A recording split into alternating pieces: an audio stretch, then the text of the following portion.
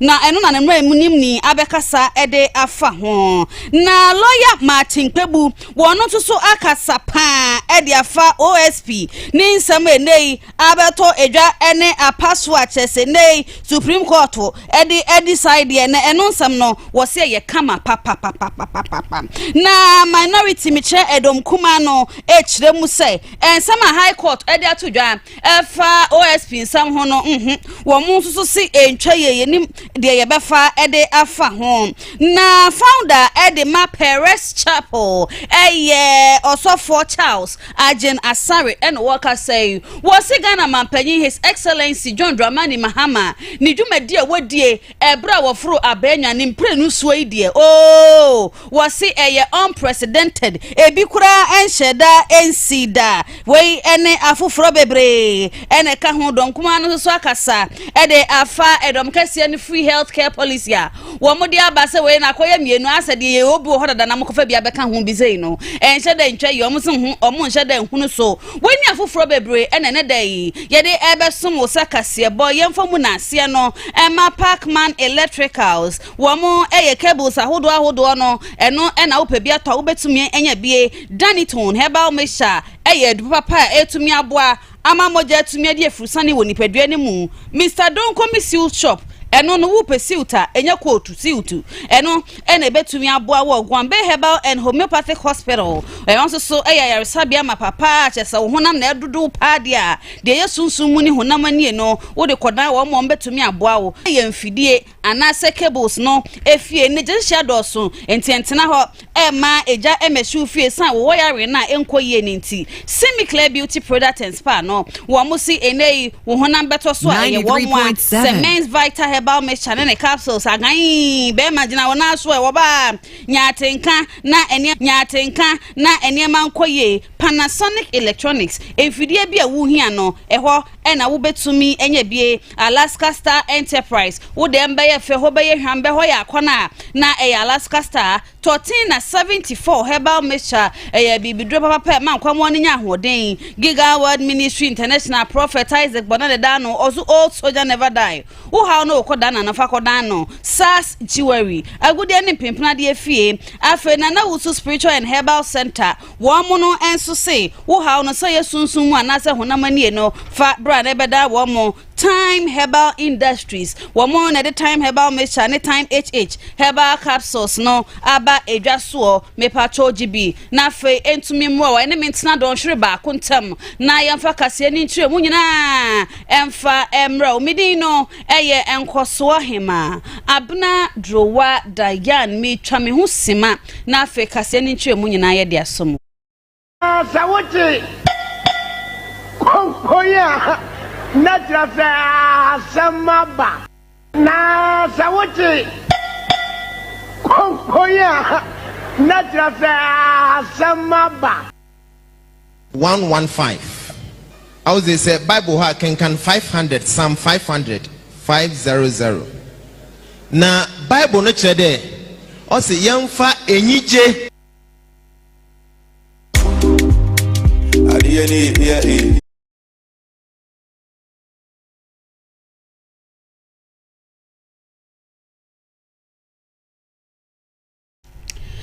Ebusianfo yakwa babia masan makwa ba oguso etie boss edwekrom yensa etwipo enson ewiabo saidia na babia ayedi etie ensama ekoso ewo mayimu na ye hyase enso dia na ye hyase efrifanwo ensensama no so ekoso chese no ane nansane na de ekamese fanwo no apagya ne mu kakra na wenyina eye ntokwa ekoso ewo amahodo so no ehu nsam ebi effect abibremu eman enso so eno enam so ama executive director anase panyi kwanchefo wono enedas African Center for Energy Policy ye twanitia efre say ACEP yidin ede ora Ben Boache ena wo chirechiremu sese fango no kra na ye ka no se betumi agina ne nan so anase bo no kra betumi agina fa ako a enye ne asem ebecha kakra esanse wo mo no kra dwadifo na mkofa fango ne eba no no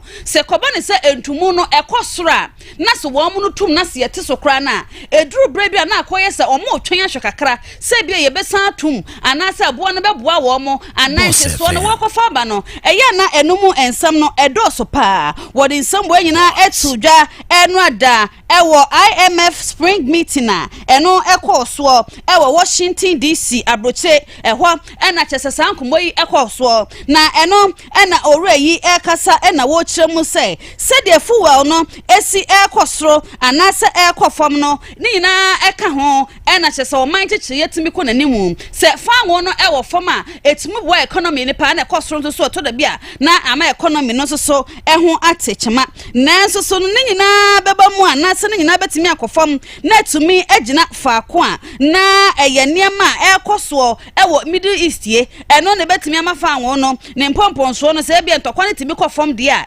ebetumi nso so abofom ni nsam nyina ba esanse aban edi nsem bi anasa kokobo a kire dwadifo wo mo kofa fanwo ne se ebo no enke beye nkomma ne nyina faako na afi nso so enke ntimi mu asanse fanwo ne bo no enhye dan ko suru bia sa de nkrofo epeja wo bo no eno ena owura boachi echiremu se de besi ahyehya afa ne de ebecha kakra sanse obi anko ne se de wo city edwadi ase ena obi anko ne se de wo si ekofa ne niema enu se ntokwa no nkofo ne koban se fanwo no ebo ne peja anase ho yeden anase eba foma se ebetimi a reflect wo Ghana ni botomu ni akasa o man ni mu adwo de ebe free consumers na anase wo mo kofa niema no so eba no na wo mo so mo kofa aba no se wo mo so masumu nyu wo mo hwe ebo ni hu se ebo no eko nanim anase bebi agina na ebe boye ya enu tuhu bibie no hebesi. Always will happen at two levels, on the international market price and also the pass-through effect. Even when prices come down from $100 per barrel to say 50, 60, you're not going to have goods and services reduced or the impact reversed almost immediately because people always want to make a margin. They want to watch their space to see whether they can even keep the same prices. The pass-through effect is always slow. So 93.7. That pass-through effect on the average consumer will drag for a longer period of time. But we're hoping that the market situation will normalize, would stabilize as soon as possible, and that create a signal for us to look at the pass-through effect and see how we can reverse some of those impact in the medium term. Ghana for any ya wuti ye eye ora ye friend se Ben Boache wono eye panyi kwanchefo a woda energy policy ana se West African Center for Energy Policy wono ena wuti se ene ewie yi wodi nchechemu bebre eba no na Time Herbal Industries womo akofa Time Herbal mixture ene the capsules no e de aba edwa so na Time Herbal mixture ne de se ye 3 de malaria ena chese etiti wo mepacho wo modin a ekwaje Time Herbal mixture ne bi afren so oba wubunsa utimu ha utimu dadwen utimu kodana Time Herbal mixture wuntimi ne die no so Time Herbal mixture uhunam nyina etutu uhunam ya wuya Time Herbal mixture wo mo the Time HH Herbal mixture and capsules no so abedwa so na sa Time HH ne de ebia na ensawansawa egu baby wuntimi enjonso ebo amankwamwa no so tumi anya hoden na moja etumi edi efrusane ewo mu mepacha wo ebia na wo ye be ma wuntumi nya adwuma ye ni ade a mepacha wo Time HH Herbal mixture ena afre so ne capsules no wo se oba ne be matibinum edroi wo pedodo atu a na no wo afre 0244 417 669 0244 417 669 na no etumi aboa wo na wo pe ba ko atode na no baby a Herbal shop pharmacy baby a ebi ewo honom Gigaward Ministry International Prophet Isaac Bona wono enenim abofo nyame abofo na abofo akra woni obi akala said obi asikasa fa nyina papa yi wono enete won kasa na your friend say old soldier so dey nyina say old soldier never dies eno niti Prophet Isaac Bona was here we bre rade fa ne so na wadi nyame ma afri won potremu spiritual marriage ena etete wo sunsuma wade ya chese wuti feelings na jodra no pa na chese nema nkoye ya de bia ya etete wo no wade bia ira awo mu nsam usi kasema ya basa wadwuma sam enema bebre ene nkoye wo nipadua ni mu de yesu sunsun mu ne honamani e wo so wo giga spiritual soap wudi dwale apema honhom bone wo mo no obeda nyina obi ntimi no meda meti feelings wa bra sabe bo ma ko honhoma bia nie me pa cha wadaroma wo mo ede giga word ministerial college no aba ya chese wo mtete nimdifo e bia na wo no wo ye osofo wo hia nimdie wo hia teteye me pa cha o yese so akọ bible school kura na no nchese wo no pese chinche so obaye sofo na ebo ha e wo so wo nyame asem nam wo ye kristo ni nko ade wo hia bible school wati ase eno ti yakobi na prophet Isaac Bonasio ye ho no edbrane bra mo ye adwumanie ebnada eyo mu ni mpa ebo ukubo bia na atumi aboa wo memne da eye counseling ya chese wotena se na wotenya memenu masem no nam so na ode mpa ebo agina mu no hwehwe mu ama wo kwaseda ya anointing service me sha sorry kese pa eno ti wokwa na wakoda nyame ase ewo honom wo mo ewo Kumasi Meduma Aba Junction kaso anso so enkran anase finfin mantemu wo mo ben transformer no me pa chawa eye afre wo mo 0556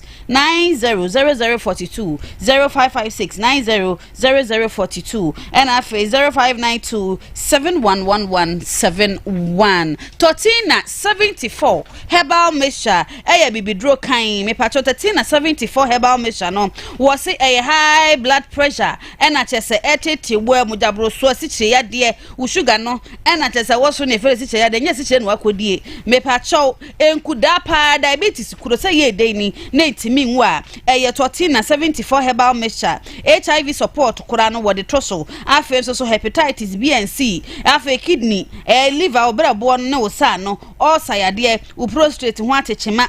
bia na wo no wonum eyi kapa halitosis bi ena etete wo me pa chow wo ba wo bu nsa na mu nsem bebre afi ewa kwankura wakwa kwenye ye asthma obo ena ye oya wonase etatai cancer afi kwa na doctor aka kire wa me pa Totina 74 herbal mixture etumi aboa wo ma kwaboa no enya ahoɔden na moja timi de afusane wo nipadua nim akwotia yarewa bia Totina 74 aduro yi se wo betumi anompa no anom ne ye de ya no afre numbers no sa woto a frɛ numbers 0246 073498 0246073498 and as a friend so 0501628931 na ebusia yatwa kasiabo no so ede amount Boss FM 93.7 Nimni anasa legal counsel the my chief executive officer CEO the my national pensions regulatory authority ano ora Dr. Christopher Bodi Mensa asam na yeken na nemre nimni ya ye friend se lawyer Abbas Nuruddin na abekasa enra de nyina enim sem ekoso owura Eco Vincent Sefua honorable tafomra chebedwani wogira dom kuma nenemu edi nsem bi etudwa efa owura Bodi Mensa ho se owura Bodi Mensa wo hoi efri se ye paw no so me CEO Emma National Pensions Authority ano no ene ono afa akotikwan etu na katwea mu tutu tumpanifo be etwa ne ho ahia nso akatwea mu ewa abra woni mpanifo bia anwene ho na kyese wo yes ade na honorable Eco Vincent Asefua ensema ode kan ye akofa nsem bebre na eba mayi mu na no nam so ama ne lawyer anase ne mra nimni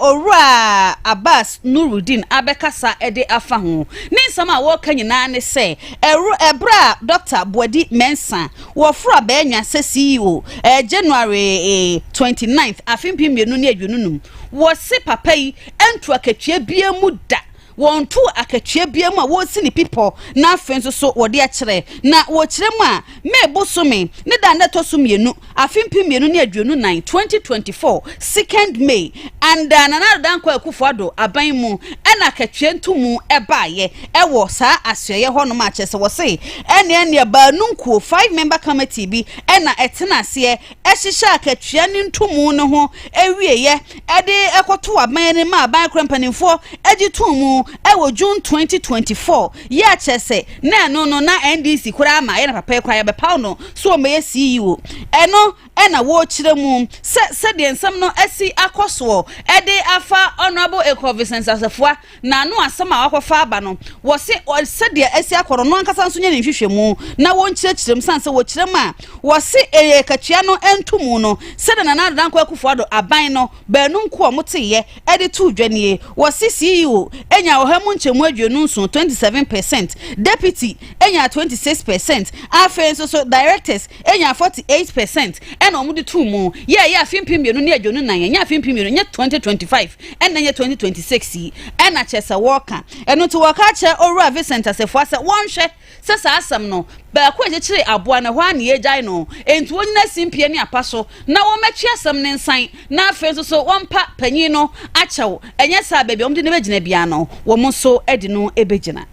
Board of Directors resolution no 1st January 2025 sabre no na nado na mampanyini Dr. Baumia na mampanyina bedi akire na Mr. Kwani Mburo ene yesi it was on the basis of this and na yetua na nado danko akufuado appointees ni nyina aka CEO no a okoye no we na odje ne exit benefit yewura Buadi Mensa Vincent kana asemu yi okwa adwuma mo 29 January 2025 sabre no na saade we ya dai ateki effect awie okọ ho no adwumayefo akatua no yemfa akapreba tokuro democrat nya dai embeka ho 25% adjustment oje eno ne dey calculating the entitlement nyina ode ye dai instance under which a request may be refused is when the information is already available we may call internet so keke na me cover here na me hu we nyina o the information is already available when the information is already available you don't go making requests, and it is one of the conditions under which a right to information Boss FM. And the first point I want to make is say,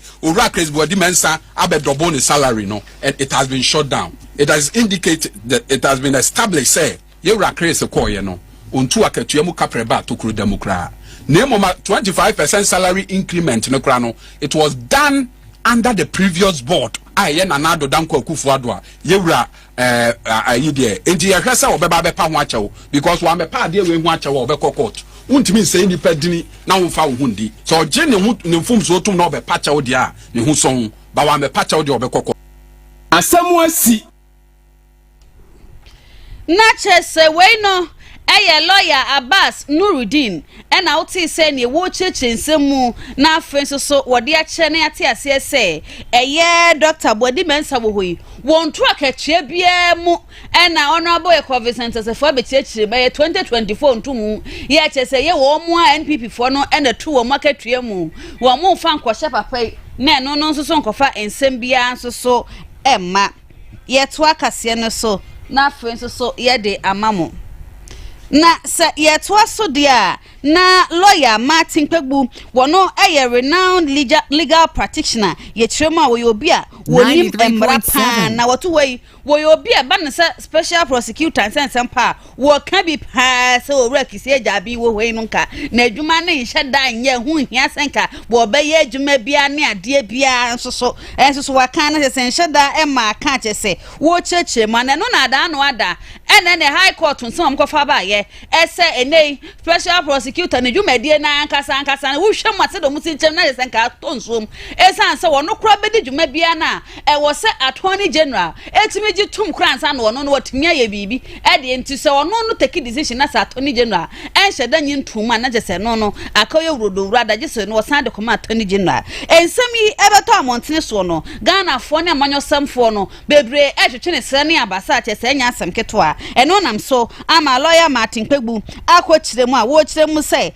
sa decision ni de wo si na ni je ho pa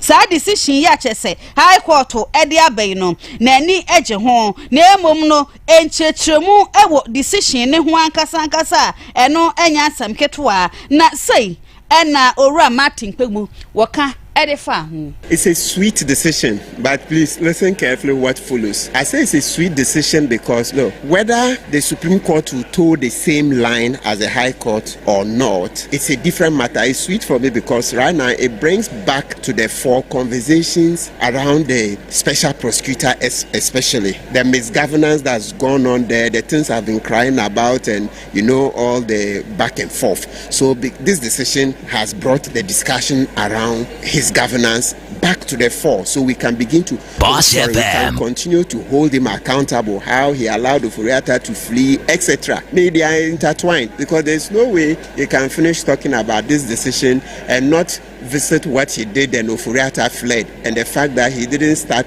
the investigations into Ofori-Atta's the SML matter until Ofori-Atta had fled, etc. So that's why I say it is sweet. But when it comes to the merits of the case itself, what I say is that, look, in law, as we've said time and again, there are different schools of thought. Even the Supreme Court judges you find, they don't subscribe to the same school of thought. You find those who do a lot of the modern purposive approach, right, which also in actual fact encapsulates the literalists, etc. Then you would find that when it comes to the philosophies, some are what we call, they belong to the sociological school. We have the realists. To make it simple, all I'm saying in simple words is that the judges don't think alike. So because they don't think alike, it's possible that when the Supreme Court comes to deal with the Noah Adamte case, they can rule in a way that will be the same as what the High Court judge has ruled. That is to say, OSP cannot prosecute without express authorization from the Attorney General. Boss. Ebusiafo na jese ne ya uti ye lawyer Martin Kpebu and out is ne wo cheche mutenten dia chagana for no na Semens Vital Herbal Mixture and then the capsules and the Taibon man pass agan ananse ejan na chese wotoa na ugejia etimi topa ye wo kire mu sai na mi kire ma na jese usisi na eye wo ya sisie no oba ananse bema and ne gigibi Semens Vital Herbal Mixture ibi na no no mananse capsules no ne ntumi mwa wotu asintini no ebia na etwetwe etutu woje ho anye bomodin a na kwakwaje agan mepacho bema ebia na wuduru sinanima wo ka ne tima ye pienye ye ye wo so ka ne ye ye posa ne ye chese ka na nkasa na apem ya chese wono no ukofa system men kura enye yi no uhia agan mepacho bema premature ejaculation no ye fa 2 minutes mine anase indomie mine edi amode frewa no wunima na me ka kirewo wo ban so a wo se wo de wuni atenka watenka wu wuti se dufoche ya chese dansuo mu ye ya ohwienye ye eya agan ena etumi aboa wo ubo nsa utimu ya utimu nkwanhia ne mu amane a na wakwa gibi mepacho eye koko anase hemorrhoid CB ena chese etete wa na no wakwa gibi wo honam nyina eye wo ya untimi nidi ne nyina eye agan mepacho meka chelse wo ye bema na wuntimi nya adwuma yi a wo se wunya agan ne bia anase Semens Vital Herbal Mixture and capsules na wo de prekese powder no wo de pin so na chese ayo 3 in 1 no wa bubo bide no na wuti se yi ka se bema na eba na no wa ma akọ homa kra wo di free wati ase de ma pa ne afutonsu kokọ abin kanfo abin nyina ka ho odo akaska kakra entini so kakra bibia wati ase me pa chaw aya frɛ number si so pe bia to a 0244718557 0244718557 93.7 416047002 eno Semens Vital Herbal Mixture and afre so ne capsules Alaska Star Enterprise na Alaska say we ya bema wo dem nya fa wo pega wunya because wo de ga ne kwadem ho na wo dem ho ntutu ne wo mpaase na tese wakofo ha de able nipa na de ade a wadama Alaska Star Enterprise wunti ena obaaye bo ban so de enya ho ofa ne se wodwale no atiesie me pa cha ma wo dem nya fa ma wo dem nya hwam beje cutting blinds nibi me patcho colors ne sizes ni na bi wo ho wardrobe bed sheet ahodo comforters sofa covers bedside lamps chese niema make kan nyina no niema edi siesie demo na afetu so ye office ho na ho no atimi ayehwam ring light edi social media afi wireless charger aroma diffusers ema demo sham diffusers ni bi ho no watim say yes sham ankasa ya Alaska ho na abetimi nya bie na diffusers ni bi ho so a watim say yes anu odin koye okoto no kwanchan dia na asam na aba ebi won so say si anasa so wo 22 seconds na framachi ni na da bi Alaska de ende papa eche na sanso so esent no gina demo chepa what you say flowers ahodo air freshness toilet rag picture frames afa customized pictures chese one kasa do picture shemu ne ade ebi ewo Alaska Star Enterprise wo mo wedum first floor Mrs. Anoche Plaza wo mo ben Prudential Bank na so mo ne di animhwe 0554 114878 0554 114878 and 0268 419596 Panasonic Electronics was see enfidi papa efie ene ho wo mo na akofa original headphones AirPod and afeso JBL amene wo kasei eye kama papa and then the spinning and now we DJ uba live band we afidie bia we use AEB headphones ibia kwa Panasonic ho afeso so laptop and the tablet no ne covers ne coolers bibia game parts ahodo me pacho mouse computer mouse ne game mouse the year cordless the year we cord tua to wo ye tua to nyina no ebi ewo Panasonic Electronics aso ye afe wo makofa Logitech webcam Logitech speakers projectors Trustmaster gaming and joysticks ahodo a chesan krankra any driving schools ebe hia LG sound system and afe so Panasonic 4K DVD pacho TV antenna indoor outdoor dock stations ahodo internet TP link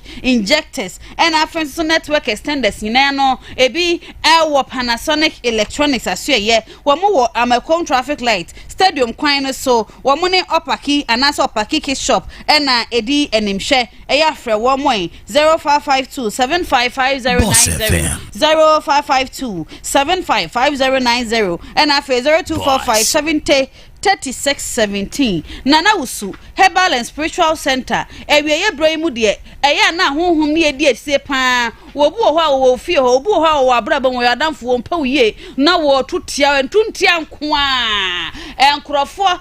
ebo mpa na bi nso tutia nipa enuntina na Usu Herbal and Spiritual Center say wo ha bi atete wo de ye honam ani de yesunsun mu me pa cha ofa bedan no na friends so wo ntumi ntenete ema wo ebi a wo de no eye adamo ebi a wo de no eye duabo ni tandua nipa na hyedem apan to ase agu so ahunu niema nkoye wanhwe ye niema ebesi wo abrabom no na no na kofa nsem bebraba me pacho ye twere anase woda yesu mu no wutimu se kakape no wafu abeben no atwatwiasen na wono no wosan woda yem da ye okoti bi wo henfa wuta hyiahia bi ahunsa niema nkoye me pacho na usu wo ho akwantuo mu nsem pese wutu kwan ebi na wuti o passport no wo niema ne be akohwem na chese be meti obabasia na chese be meti ne da ho be man so ne kofa abrewa bi na chese enu mu enu so ya na chese yu se de ni e wudwene ho a wonti ase me pa so na usu eso beboa wo awo mu nsam wonkwa wakwa awade se ye de na wo ne ma eye stroke adwuma sam enkrofo adwuma omu ye ekoyie ma wo me wonkwa wotime dwene ho asa na where did I pass me kwa me fa hin na wo mo na nkasa mo fa ba bia na me ni ma na me pa chawada eye ne bu ho a niema na enkoye bu onso na frifie na Usu Spiritual and Herbal Center wo sebra na friends so wo no entumi emboa na honama ne de ne de eye hepatitis eye wo kidney wo bra bo wo sa eye diabetes pressure no eye low anase eye high me pa chaw wontinka watinka agu me pa chaw wontimi ne dia ni nyina na ye na Usu Abidjan kwanta Abasi JHS Lake Road eho na Usu ewo eya friend was 0247 369 647 0247 369 647 and after 0246 653.7 na after wo muntumi mu aw Sajuary eya gude ne mpempena de afie nti wo no wa de bia wo hia e bia na ye ring engagement de wedding de wo hia bia watches me pacho bracelet anklet beater and then ye de chain na aye ni nyina bi e wo Sajuary eno atri no eyelashes nails lip gloss mascara chese bibia ma ya hofade ho ne ma de makeup ne ho ne ma ne de ebi e wo Sajuary boss of my bro sign the form hwa e na mama wo 0247 029110 0247 029110 wo siese wo ho no na wo ho na mani no wo pese toso ma wo de a e Simi Clear Beauty Product and Spa wo mo susu se ebi na ho na mani rich nsanwa pimples ayenso anini afi dark spot ahodo stretch marks sunburns ahodo me pa body color breakages wo ho na mani ase apapa bi niema nkoya eye semi clear beauty product ni bi e na chese wo behia na eno so etumi aboa wo me pacho body scrub body massage donkey milk bath cow milk bath ni nyina ye adwuma omo ye wo maso ye ho no wo pese wo twetwu ho na mani efi wo pese wo nya massage quality one pa enya massage efi de mo a mo friend crop amazan ye pe massage na obi akoteta obeteta mo sisi mo akobu na eno so akofa asema ba wo hia expert na watumi aye bi ede amawo hwehwe mo abefo tintan na se social media Instagram TikTok and Facebook at Simiclay womo ewo kwamo plaza ejeso kwantempon so me pacho frɛ womo anasa WhatsApp 0559368941 0559368941 ebusan to akase no so mfama Boss FM Boss FM Boss FM Asamuasi Isem Boss FM Boss FM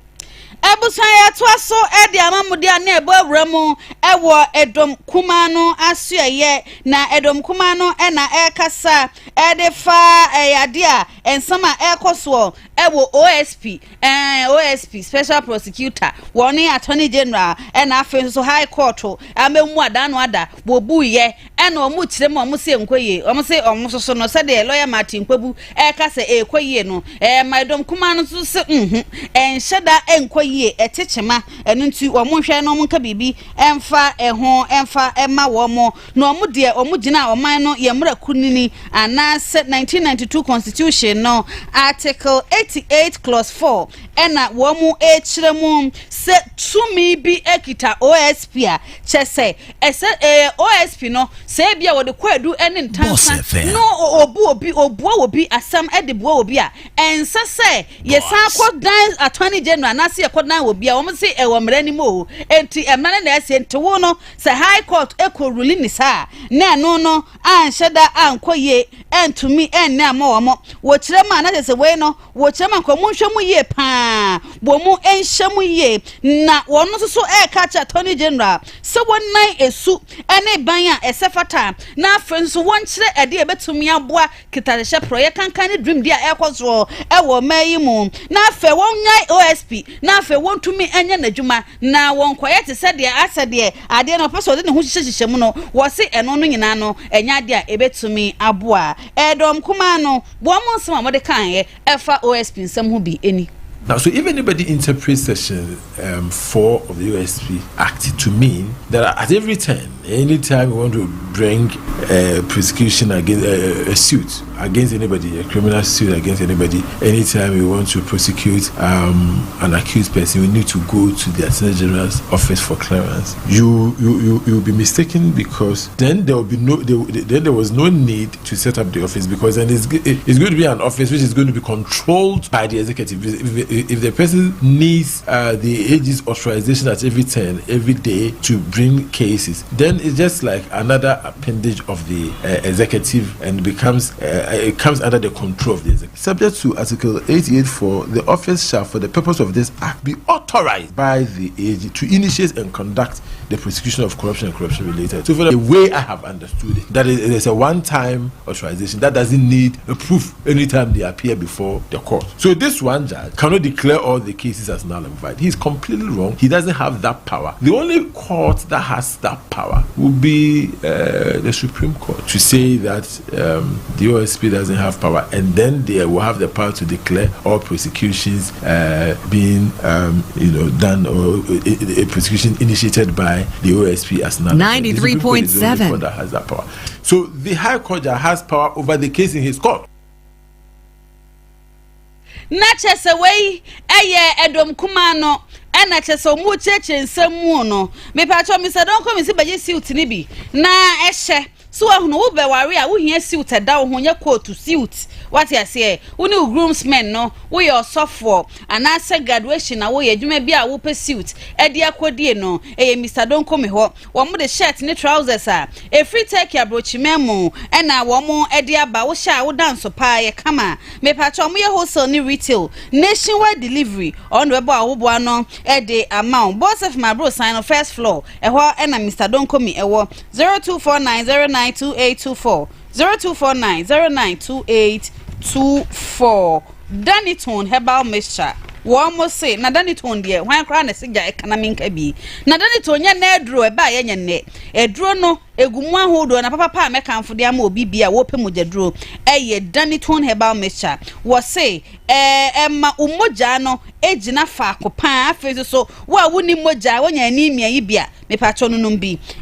wa wankasa honam no ayembere sasabro ai na afezi so umoja ne ntimi ne afrusa ne ntimi ntwasi emma ewo nipadua nim a eye Daniton me pacho wo ntimi ne di anase wo bu sauti mu ya o usisi na ya wo ya Daniton omo ene betimi aboa wo nduro ne de mbedi kan kasa Daniton de papa pa me akasa ba ye nyenne so ho na wo pedo atu a wo mo ewo Ashtown emrom ahun Dani farmer eho eno wo mo wo na me pa chaw wo mo san aton bi ewo pharmacies ene herbal shops nti wo no sa wo pe ba akopɛ ena atode a na ne wo wura ba bia ben wo bia no akwakoto bi na wo pedo atu a na wa 0244364651 0244364651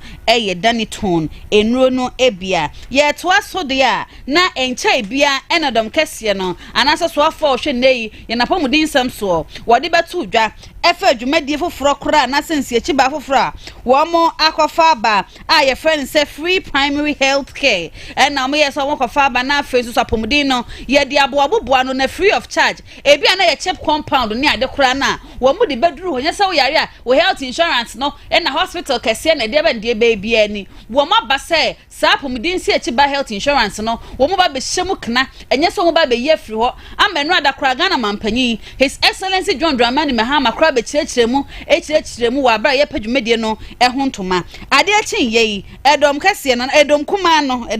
no wo mo so aba be kasa de afa ho na wo mo nchiremu am de abetudwa nyina ne say free primary health care na ngaza ye de ade a mo health insurance wo ho yeah, it's a health insurance. No kind of couple of the man crofo. Aya, my ye ni ade. I feel na maba, kofa primary health care ni ade. I say, dinner will hold that debina. I say, Mopese, said dear, na Mopese muyo na say muko see one time be and I just as Mopese muko be aka hu bina mumu cheche mum. Was say, Jumedia no NPP abreso and omokofa ba ye free health care. Omokofa ba ye say NHIS omokofa ba ye. Na ye day na face so mo kwa kwachire mu na doctor Nana ya every year Dr. Nana ayu me samfanche me Dr. Nana ayu every year wono ranking member on Parliament Health Committee wono ma wo sha aban se aban ne ye no won sha da hunu so achese enkoye na se yesika bi no mpeso mo fo se packaging repackaging bi na so mpeso mo ye na chese mo ma no makofa bibi no mde bebo mu na se Ghana fa be ka se wo ma ye bibi mo nya hwe wo chire ma mo nya hwe de makofa be wo hodada so health insurance will be a bie na wasa free primary na mde ba be chemu Dr. Nana you free year ni somebody to jabini. In the assessment, it was clear that you have to reduce the outflux of patients from the district to the secondary hospital, to the tertiary hospitals. And that is why we initiated the free annual health checks. And the policy guideline under the NPP was word for word what is being used. At the same time, it's been implemented by the NHIA under the NPP. It's also been implemented by the same NHIA under the NDC. Again, during the launching, you would say that every person can access it using Ghana card and must be 18 years or older. Under the MPP, it was the same, and it is for all Ghanaians. You can Google the Pentecost Church of Ghana headquarters, the publication on annual health check introduced by the MPP government. It is on their site, and it details exactly what John Mahama was saying yesterday, exactly word for word. The institutions are there. You have only changed the political faces, and now you want to repackage it without giving reference and recognition to those who initiated it. So how would somebody 93.7 you have added to it in future? Wey aye nana ayu a free ye wono and out say ne wo church no wono na ye ma shebe ne ogina mu de ma afijase and out say ne wo church nsem say president no as a policies new institution na wo ho na why no what say din as makofa say aba ade no so wo ho dada we no we chese ade na chese aban na eje no so odwun ha wonte ase na Jody electrical so se ne se de je timi ado so power ma yi mu no no fa kese ne cables no where we ne ye no me pa chonto wo pekebo papa dia na do na chemu e wo Jody electricals wo 1.5 mm 2.5 mm 4 mm 6 mm 10 mm 16 mm socket any switches no 1 gang 2 gang 3 gang main switch was so 3 phase and after single phase TPNs any changeovers and also so ebi e wo honom na sports light corner light floor light chandeliers diffusers bulbs ahodo nyina bi wo Jody electricals ceiling fan and standing fan afa patriot box ebi wo honom lamp holders wo ho wo so makofa epoxy coating painter ye de ponti down ho ne form na afenso so etimi bua pa ba bia nsuo no epesa nonnom ne ade ni nyina no ebe free honom kama wo mu wo edum Mrs Anoche Plaza no enim hwe a ena tese Jody electrical so wo mu ne Boss FM ene di anim hwe 0541 76 82 52 0541 76 82 52 abusia me hume so na makwaje nkrato aba me ba kase no ye beto aso amamo